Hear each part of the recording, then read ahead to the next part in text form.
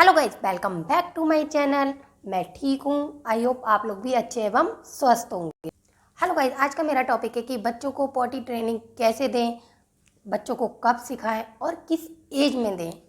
बच्चों को किसी भी प्रकार की ट्रेनिंग देने के लिए बच्चों को नहीं सीखना होता है, बल्कि पेरेंट्स को सीखना होता है कि हमें बच्चों को ट्रेनिंग कैसे देनी है।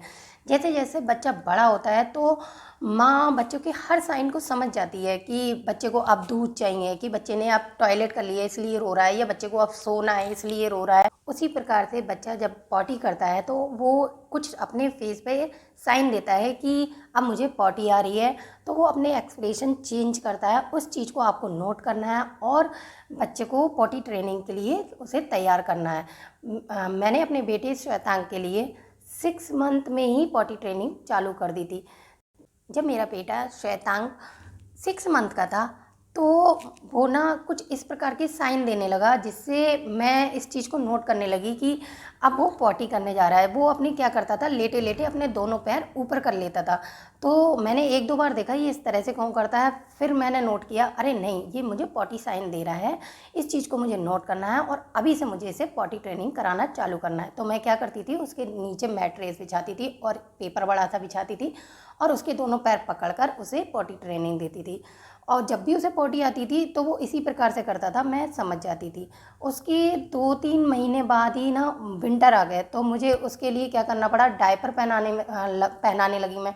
तो डायपर में मैंने सोचा कि अब ये अपनी पॉटी ट्रेनिंग भूल जाएगा, तो मैंने क्या करा, फिर विंटर में मैं डायपर खोलकर उसे पॉटी ट्रेनिंग इस प्रकार से देती थी। दोनों पैर उसी प्रकार से पकड़ती थी जैसे मैं समर में उसके पेपर लगाकर पैर पकड़ती थी। इस प्रकार से वो धीरे धीरे समझने लगा कि मम्मी मेरे साथ, मतलब जब भी उसे पॉटी आती थी तो वो इस प्रकार से एक्सप्रेशन करने लगता था कि जैसे हाथ को टच करने लगता था कि मुझे पॉटी आ रही है, कुछ भी आ रही है। तो मैं जल्दी से उसका डायपर खोलती थी और उसे पॉटी ट्रेनिंग देती थी। और जब वो 1 साल का हो गया तब तक होली भी हो गई थी, गर्मी का समय आ गया था। तो मैंने क्या करा, उसे एक जगह बता दी। मैं बार बार उसी जगह पे उसे ले जाती थी और मैं कहती थी यहाँ पर आके तुम्हें टॉयलेट करना है या फिर यहाँ पर ही आकर तुम्हें पॉटी करनी है। इस चीज़ को समझाने में मुझे थोड़ा टाइम लगा, लेकिन वो अब प्रॉपर तरीके से समझ गया है कि मुझे पॉटी आ रही है या फिर टॉयलेट आ रही है तो मुझे उसी जगह पे जाना है। तो आप बच्चों को इस प्रकार से ट्रेनिंग देते रहेंगे तो बच्चा बहुत जल्दी इस चीज़ को सीख जाएगा।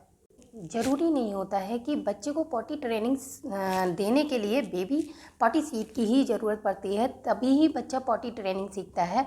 नहीं, अगर आप ऐसा कर सकते हैं तो बहुत अच्छी बात है, लेकिन आप जो भी चीज़ बच्चों को सिखाएं तो वो एक ही बार में सिखाएं, एक ही जगह दिखाएं। जैसे आपने बच्चे को बेबी पॉटी सीट पे अगर आपको बच्चे को पॉटी करानी है तो आप बार बार बच्चे को उस चीज़ को दिखाएं कि तुम्हें यहाँ पर आकर बैठना है और तुम्हें यहाँ पर आकर पॉटी करना है। या फिर आप कोई अपने घर में ऐसी जगह चूज़ कर लें कि यहाँ पर बच्चा आराम से बैठ सकता है, वो जगह आपके लिए भी सही हो और आपके बच्चे के लिए, कि बच्चा वहाँ पर बैठ के आराम से पॉटी कर ले, वो गिरेगा नहीं। तो आप अपने बच्चे को बार बार उसी जगह को दिखाती रहो, तो बच्चा बहुत जल्दी सीख जाता है कि हाँ, उसके माइंड में ये बात रिमाइंड हो जाती है कि मुझे ये जगह दिखाई गई है। और जब वो उसे टॉयलेट या पॉटी आएगी तो वो भागता हुआ आएगा और वहाँ पर ही पॉटी कर लेगा। यदि किसी रीजन से बच्चे की कभी अचानक से कहीं पर भी या किसी रिश्तेदारी में कहीं पर भी उस बच्चे की पॉटी निकल जाए तो आप ज़्यादा ओवर रिएक्ट नहीं करना, क्योंकि ये बच्चों की न्यू ट्रेनिंग से भरा हुआ होता है। बच्चा इस समय पे बहुत ज़्यादा सहम जाता है कि कभी नई जगह जाते हैं, बच्चा सहम जाता है कि मुझे कहाँ पॉटी करनी है, तो उसकी पॉटी निकल जाती है। या फिर बच्चों के क्या होता है, इस समय न्यू ट्रेनिंग से भरा हुआ होता है, तो बच्चों के कभी दांत निकल रहे होते हैं, कभी बच्चों को कोल्ड हो रहा होता है, तो बच्चों को उस समय पर पॉटी कंट्रोल करने में बहुत दिक्कत आती है और उनकी पॉटी निकल जाती है। लेकिन इसका मतलब ये नहीं होता है कि बच्चा पॉटी ट्रेनिंग आपने जो दी थी उसे भूल गया है। जब वो ठीक हो जाए उसको उसी जगह को बार बार आप फिर से दिखाएं, उसको उस चीज़ को याद तो होगी, आप बताएंगी, वो फिर से सीख जाएगा और उस ट्रेनिंग को आप जारी रखें। सबसे लास्ट में मैं ये कहूँगी कि बच्चे को पॉटी ट्रेनिंग देने के लिए आपको जगह चूज़ करनी होगी कि आपको बच्चे को कौन सी जगह बतानी है कि आपको सिर्फ एक जगह बतानी है। ये नहीं कि आज आपने ये वाली जगह बता दी, कल दूसरी जगह बता दी, फिर बच्चे को आप डांट रही हो कि मैंने कल बताई थी ये वाली जगह, आज मैंने ये वाली बताई तो तुम यहाँ करो। बच्चा इस तरह से नहीं सीखता है। बच्चों को एक जगह बताइए, प्रॉपर जगह, जो बच्चा उस चीज़ को रिमाइंड कर ले माइंड में, और बच्चा उसी प्रकार से ट्रेनिंग को चालू रखे।